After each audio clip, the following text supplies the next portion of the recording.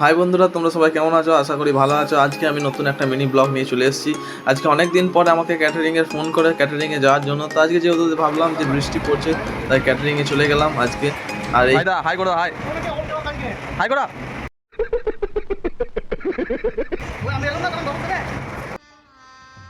गजब बेइज्जती है।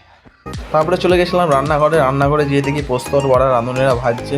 আমার দেখে খুব লোভ লেগে গেলো, যেহেতু সেই সময় আমি কোনো কিছু খেয়ে যাইনি, তাই ভাবলাম পোস্তর বড়া খাই, কিন্তু না, খেলে অন্যরকম হবে। তাই আমি সেইখান থেকে চলে এলাম এবং আসার পর তোমাদেরকে দেখিয়ে দিই আজকের মেনুতে কী কী ছিল।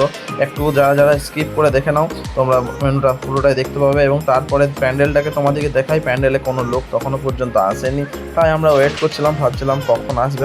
शाबाश बेटा, बहुत बढ़िया। আমরা বাড়ি চলে যাব। তারপর আস্তে আস্তে লোকগুলো চলে আসে এবং ভিড় জমতে থাকে এবং আমি ক্যাটারিং করতে শুরু করে দিই। এবং আমি মাংস চালাতে যেহেতু পছন্দ করি, তাই ভালোই মাংস চালাই। এবং এই বৌদিটা এসে বললো যে এদেরকে বেশি করে মাংস দাও, এরা অনেক মাংস খেতে পারে।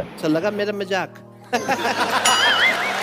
সবাইকে খাওয়ানোর পরে আমরা লাস্টে খেতে বসে যাই। আর এরকম মিনি ব্লগ দেখার জন্য তোমরা অবশ্যই আমার চ্যানেলটাকে সাবস্ক্রাইব করে দেবে এবং লাইক করে দেবে। Tata, bye bye.